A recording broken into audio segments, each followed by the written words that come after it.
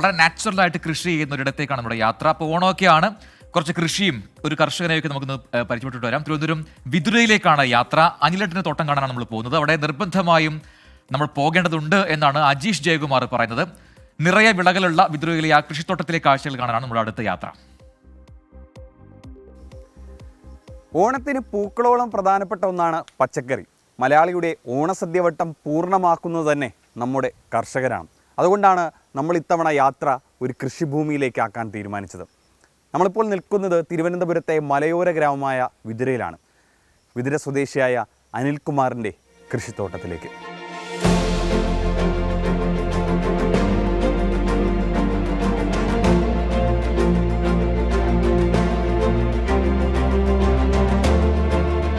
അനിലിന് കൃഷി നേരം പോക്കല്ല, ജീവിതം തന്നെയാണ്. കർഷക കുടുംബത്തിലല്ല പിറന്നതെങ്കിലും ചെറുപ്പം മുതലേ വീടിനടുത്തുള്ള നാട്ടിപ്പാട്ടും കൊയ്ത്തുപാട്ടും കണ്ടാണ് അനിൽ വളർന്നത്. ആ ഓർമ്മകളാണ് വിതുരയിലെ മലയോരത്തുള്ള ഈ കൃഷിത്തോട്ടം. പാട്ടത്തിനെടുത്ത 2 ഏക്കർ സ്ഥലത്താണ് അനിലിന്റെ കൃഷി.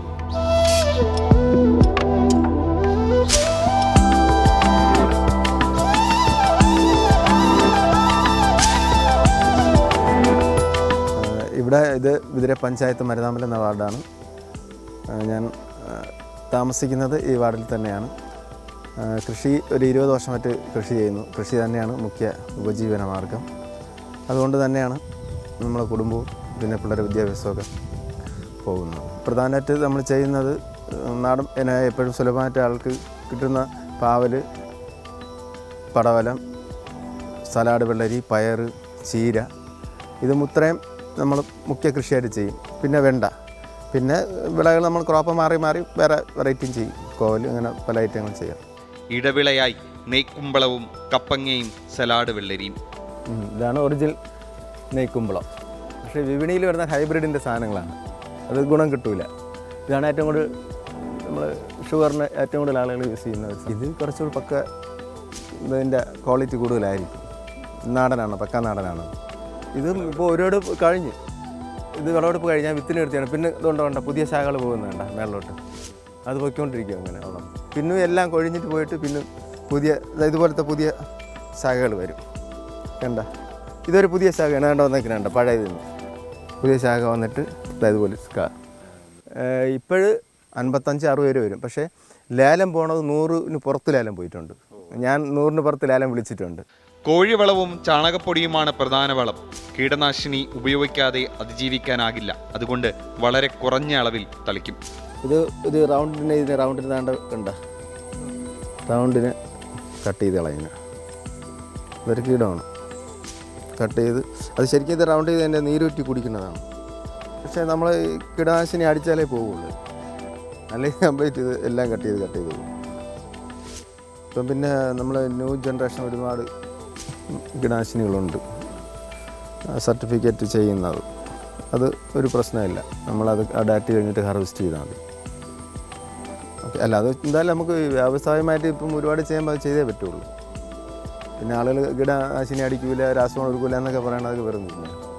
പിന്നെ സ്വന്തമായിട്ട് നമുക്കിതൊക്കെ ചെയ്യാം. ഇത് ചെറുതിലെ ഒരു പ്രശ്നം വരില്ല. ഈ ഇല നല്ല ലെന്തായി വരുമ്പോഴും പിന്നെ ചെറുതിലെ കിള്ളനെന്നൊരു സാധനമുണ്ട്, പച്ചക്കിള്ളയിൽ തെറിച്ച് വേണം, അത് വെട്ടിക്കളയും. അത് ഒരുപാട് വെട്ടിയിട്ടുണ്ട് ഇവിടെ. കണ്ട അവിടെയൊന്നും ഇല്ല, കണ്ട ഒരുപാട് സ്ഥലത്ത് വെട്ടിയിട്ടുണ്ട്. കുറേയൊക്കെ അടിക്കൂല അങ്ങനെ. എന്നാലും എന്നെ സംബന്ധിച്ച് നമ്മളും കഴിക്കുന്നതല്ലേ, ഒരു ലിമിറ്റ് ചെയ്ത് എല്ലാത്തിനും ലിമിറ്റേഷൻ വെച്ച്. വന്യമൃഗശല്യം തന്നെയാണ് പ്രധാന വെല്ലുവിളി. മ്ലാവും കാട്ടുപോത്തും കാട്ടുപന്നിയും കേഴമാനുമെല്ലാം വിഹരിക്കുമ്പോൾ നിസ്സഹായനായി നോക്കി നിൽക്കാനേ അനിലിനാകുന്നുള്ളൂ. ഫെൻസിങ് നിൽക്കും, എന്നാലും ശല്യം കൂടുതൽ കണ്ടിന്യൂ ആയിട്ട് ഇത് വന്നുകൊണ്ടിരിക്കുമ്പോഴേ നമ്മളാളുണ്ടായി പിന്നെ അത് ഒന്ന് കുറച്ച് തീയൊക്കെ ഇടുമ്പോഴും ഞങ്ങൾ ഒരുപാട് ദിവസം ഇവിടെ നിന്ന് കാവിലിരുന്ന് ഓട്ടിക്ക് ഞങ്ങൾ പോകുമ്പോൾ പിന്നെ വരും. അപ്പോഴും ഇവിടെ ഫെൻസിങ്ങിലായിരുന്നു, മേളിലുള്ളായിരുന്നു. പിന്നെയാണ് അവിടെ ലൈൻ കൊണ്ടുവന്ന് ഇവിടെ ഫെൻസിങ് ഇട്ട് ഒരു 450 വെണ്ട കംപ്ലീറ്റ് ഞാൻ കാണിച്ചത് കൊണ്ട് പോകുമ്പോൾ കംപ്ലീറ്റ് തീർത്തു. അതൊരു 20,000 രൂപ അത് മുതൽ മുടക്കുണ്ട് അതിന്. 2-3 ദിവസത്തെ കണ്ടിന്യൂ തിന്നുകൊണ്ടിരിക്കുക, പിന്നെ ഒന്നും ചെയ്യാൻ പറ്റില്ല. ഈ സോളാർ ഫെൻസിങ്ങിൻ്റെ അപ്പുറത്താണ് 450 മൂട് വെണ്ട തൈ അനിലേട്ടൻ കൃഷി ചെയ്തിരുന്നത്. പക്ഷേ ഒരു മുള പോലും ബാക്കി വയ്ക്കാതെ എല്ലാം കേഴമാൻ തിന്നു തീർത്തിട്ട്. വിളകൾക്ക് മുമ്പ് ഇൻഷുറൻസ് എടുത്തിരുന്നെങ്കിലും വഴിപാടായതോടെ നിർത്തി. മുമ്പ് 20-ലധികം കർഷകർ മേഖലയിലുണ്ടായിരുന്നു. ഇപ്പോൾ അത് 6 ചുരുങ്ങി. ഓണവും ചിങ്ങമാസവും പ്രതീക്ഷയാണ്. പക്ഷേ അത് കഴിഞ്ഞാൽ വിലയിടിയും. വെല്ലുവിളികളെ അതിജീവിച്ച് പച്ചക്കറികൾ മാർക്കറ്റിലെത്തിച്ചാലും പലപ്പോഴും നല്ല വില കിട്ടില്ല. തമിഴ്നാട്ടിൽ നിന്ന് വിലക്കുറവിൽ പച്ചക്കറി എത്തുന്നതാണ് തിരിച്ചടി. അവർ കൊണ്ടുവന്ന് ഇപ്പോൾ കിലോയ്ക്ക് 3 കിലോയ്ക്ക് 100 രൂപ കൊടുക്കുമ്പം ജനം അത് നോക്കില്ല, നാടൻ സാധനമാണ് നോക്കില്ല. അവർക്ക് എന്താണ് കൂടുതൽ സാധനം അത് വാങ്ങിക്കും. അപ്പോൾ ഓട്ടോമാറ്റിക്കലി നമ്മുടെ സാധനത്തിന് വില വരും. പുറത്തുനിന്ന് സാധനങ്ങൾ ഏത്തനായിരുന്നാലും വെള്ളരി ആയിരുന്നാലും പുറത്തുനിന്ന് വരുന്നതാണ് ഇവിടുത്തെ കർഷകന് നഷ്ടം വരണത്. വില കിട്ടാതെ പോണതിൻ്റെ പ്രധാന ഘടകം അത് തന്നെയാണ്.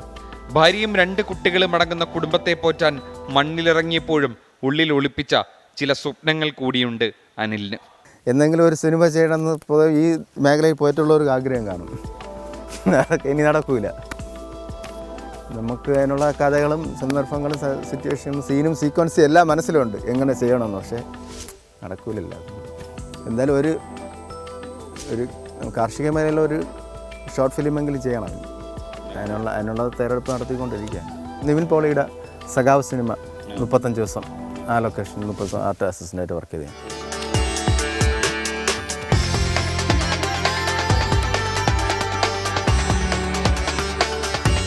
കാലാവസ്ഥാ വ്യതിയാനവും വന്യജീവി ആക്രമണവും കീടശല്യവും ഒക്കെ അതിജീവിച്ചാണ് അനിൽകുമാറിനെ പോലുള്ള കർഷകർ മണ്ണിൽ പൊന്നു വിളയിക്കുന്നത്. ഇതൊക്കെ കഴിഞ്ഞ് മാർക്കറ്റിലേക്ക് എത്തിയാൽ തമിഴ്നാട്ടിൽ നിന്നുള്ള പച്ചക്കറിയുടെ വരവ് മൂലം പ്രതീക്ഷിക്കുന്ന വില പലപ്പോഴും കിട്ടാറില്ല. അപ്പോഴും അടുത്ത തവണയെങ്കിലും എല്ലാം ശരിയാകുമെന്ന് കരുതി അവർ വീണ്ടും മണ്ണിലേക്ക് തന്നെ ഇറങ്ങും. വിതുരയിൽ നിന്നും സിറിൽ ഡി ലസ്ലിക്കും രാഹുലിനുമൊപ്പം അജീഷ് ജയകുമാർ, 24.